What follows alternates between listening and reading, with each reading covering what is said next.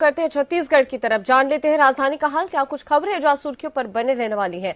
रविंद्र राजपूत हमारे साथ सीधे जुड़ गए हैं। रविंद्र, बताएंगे क्या कुछ खबरें हैं दिन भर की जो आज सुर्खियों पर रहने वाली हैं। जी मीना, सबसे पहले बात करेंगे राजनीतिक गलियारों से। तो जिस प्रकार के अभी हालात प्रदेश में चल रहे हैं और कल ही मुख्यमंत्री सीएम भूपेश बघेल जी का दिल्ली से वापसी हुआ है और वापसी में पत्रकार वार्ता के समय एयरपोर्ट में जो बातें थे वो बहुत बड़ी विषयों को लेकर एक संकेत दिया जाता है कि आगामी प्रदेश के दौरान आगामी समय में क्या क्या होने वाला है। पहले मैं सिलसिलेवार आपको विस्तृत रूप से जानकारी देना चाहता हूं कल क्या हुआ।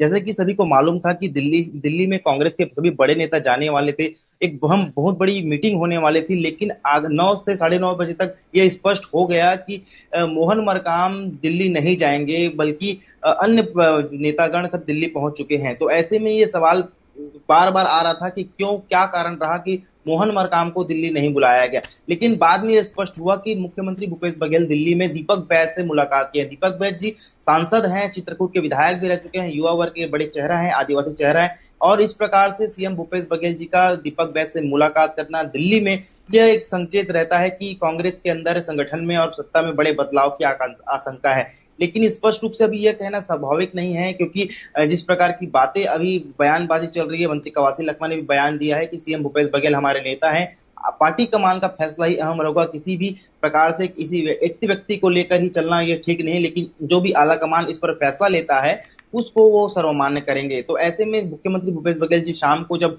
एयरपोर्ट से और दिल्ली से रायपुर आए तो उन्होंने प्रेस वार्ता में कहा कि अभी इस पर कुछ मुझे जानकारी है नहीं, पहले CWC पर चर्चा हो जाए, विश्लेषण हो जाए, उसके बाद फिर आगे देखेंगे क्या होगा। लेकिन उन्होंने ये भी कहा है कि वो राहुल गांधी और प्रियंका गांधी से मिलकर भी आ रहे हैं, और राहुल गांधी प्रियंका गांधी से छत्तीसगढ़ के विषयों पर उन्होंने चर्चा की है 15 से 20 मिनट, और आखिरी में प्रियंका गांधी को छत्तीसगढ़ के बस्तर आने का न्योता भी दिया है। न्योता इसलिए दिया है कि 12 अप्रैल को वो प्रियंका गांधी बस्तर आ रही हैं। महिला एक बड़ा सम्मेलन किया जा रहा है। महिला बड़ा सम्मेलन इसलिए किया जा रहा है कि जिस प्रकार बजट में मुख्यमंत्री भूपेश बघेल ने मितानिन और आंगनबाड़ी की मांगों को जिस प्रकार पूरा किया है, तो बस्तर तरफ एक बड़ा महिला सम्मेलन किया जाएगा, जिस पर प्रियंका गांधी वाड्रा को सादर आमंत्रित किया है। और प्रियंका गांधी वाड्रा ने यह भी कहा है कि वो जरूर आएंगी, क्योंकि 10 अप्रैल को वो कर्नाटक चुनाव के लिए प्रचार प्रसार में जा रही हैं। फिर 11 को राहुल गांधी, प्रियंका गांधी वायनाड भी जाएंगे, फिर 12 को प्रियंका गांधी बस्तर आएगी।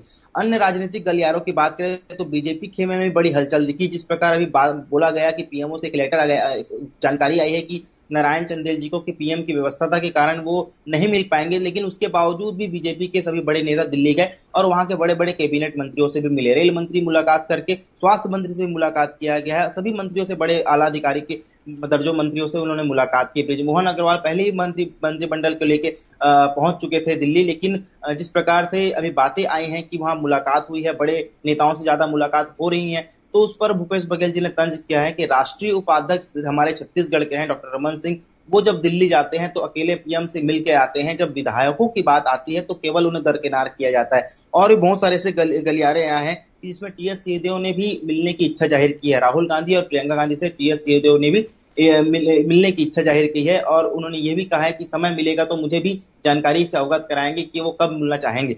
अन्य खबरों की बात करें तो अभी हाल में एक बड़ा मुद्दा उठा था बृहस्पति सिंह का, तो एक नया वीडियो वायरल हुआ है जिसमें रामानुजगंज के विधायक बृहस्पति सिंह का एक मारपीट करने वाला वीडियो वायरल हुआ है, जिसमें एक बैंक कर्मी के चपरासी और एक कर्मचारी को उन्होंने थप्पड़ जड़े हैं। लेकिन जब मामले की जानकारी लेने के लिए पत्रकारों ने पूछा तो विधायक जी ने यह कहा कि एक बुजुर्ग 80 साल का जो बैंक के लंबी लाइन के लिए खड़ा था और अपने धान के पैसे के लिए वो बहुत समय से परेशान हो रहा था। इसमें कर्मचारियों द्वारा उनसे रिश्वत जबकि मांगी गई, रिश्वत चीजें मांगी गई, इससे परेशान होकर ये कार्रवाई की गई। लेकिन इसके कार्रवाई के बाद कर्मचारी संगठनों और जो विभाग के कर्मचारी हैं उन्होंने हड़ताल जैसी स्थिति को ला दिया है, और कलेक्टर और जिला प्रशासन को उन्होंने लेटर लिखा कि विधायक पर कड़ी कार्रवाई की मांग की।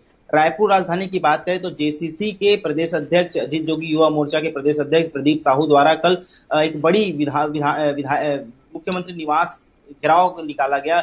यह मुख्य कारणों से यह था कि जिस प्रकार बजट में जो वादे किए थे उनको लेकर थे, और एक मुख्य मांग जो भनपुरी स्थित जूट मिल है, जूट मिल पिछले काफी दिनों से बंद पड़ चुका था, जिसमें काम कर रहे मजदूरों की संख्या लगभग 1400 है। 1400 पर मजदूरों को लगभग वेतन भुगतान नहीं हो पाया था, जिस विरोध से जनता जोगी के सभी कार्यकर्ता और खुद प्रदेश के अध्यक्ष आईना लेकर मुख्यमंत्री निवास के लिए निकले थे। अब बात करते हैं कोरोना संकट पर। कोरोना का देखते हुए जो अभी तादाद दिख रहा है, पिछले मैंने जो आंकड़ा दिया था उससे ये आंकड़ा बड़ा है, क्योंकि मंगलवार की शाम को जो रिपोर्ट आई है वो चौंकाने वाली रिपोर्ट है। इसमें लगभग प्रदेश भर से 48 नए कोरोना पॉजिटिव आए हैं, जिसमें से रायपुर में 9 और अन्य बिलासपुर जैसे जिलों में 12 से 15 पॉजिटिव आए हैं। ये एक चिंता का विषय है, क्योंकि दिन ब दिन कोविड जो बढ़ रहा है, पहले केस 50 पार नहीं हुआ था, अब वो 200 के आंकड़े को छू रहा है। ऐसे में जिस प्रकार बिलासपुर में एक महिला की मौत हो जाना, ये भी कोरोना के बड़े बढ़ते लक्षण का एक बहुत बड़ा प्रभाव है कि किस प्रकार से कोरोना की रोकथाम की जा सकी, जो गाइडलाइन जो शुरू में दी उसे भी दिया जा सके।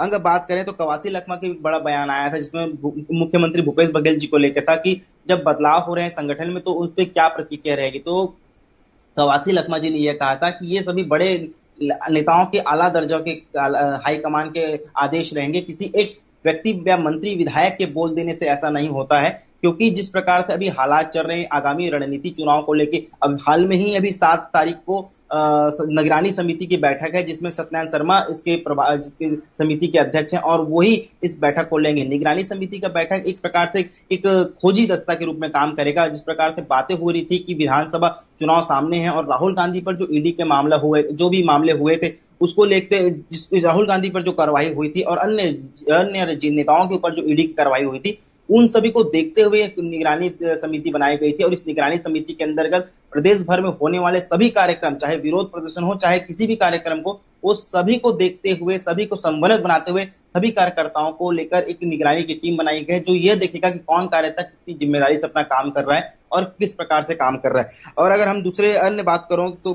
जिस प्रकार दीपक बैज से मुलाकात हुई है, तो उसमें एक नाम और सामने आ रहा है, मंत्री अमरजीत भगत का। यह पूर्व में भी नाम आया था, लेकिन जो अभी दो दोहरे चरण पे जो बात चली थी कि आदिवासी चेहरा कौन होगा, तो दीपक बैज और अमरजीत भगत ये दोनों का नाम आए थे। लेकिन 2018 में अमरजीत भगत उतने तरबी इसलिए नहीं थे क्योंकि उनके कुछ अन्य गतिविधियों कारण उनसे मंत्रिमंडल में शामिल नहीं किया गया था। लेकिन अभी जिस प्रकार से भी हालात चले तो 2 मंत्री के नाम आ रहे हैं, मोहन मरकाम की जगह जो ले सकते हैं या तो दीपक बैज जी या तो अमरजीत भगत सिंह। लेकिन ज्यादा प्रभाव और ज्यादा बल दीपक बैज पर दिया जा रहा है कि बस्तर एक बड़ा बेल्ट है जिसमें 12 विधानसभा आते हैं और 12 विधानसभा में सभी के सभी कांग्रेस के विधायक हैं। ऐसे में आगामी चुनाव को देखते हुए दीपक बैज को भी शायद पीसीसी का प्रदेश अध्यक्ष बनाया जा सकता है। तो दिन भर की बड़ी जो खबरें अभी रायपुर राजधानी में चलने वाली।